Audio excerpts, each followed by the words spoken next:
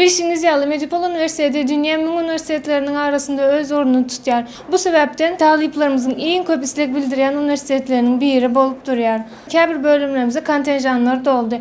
Olar Uluslararası Tıp Fakültesi, Yapay Zeka Mühendisliği, İç Mimarlık, Hemşirelik, Ebelik, okul öncesi öğretmenlik, ilk öğretim matematik ýaly bölümlerde yerlerimiz doldy. Eger siz hem öz isleýän ugrunuzda çakıl haty almak isteýän bolsaňyz wagt ýitirmän biziň bilen habarlaşyň.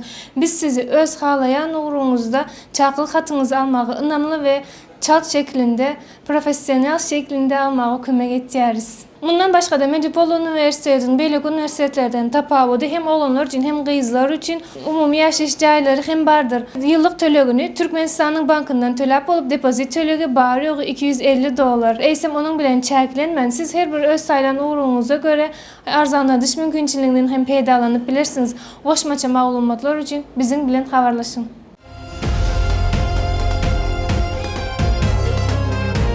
Alazine Consulting.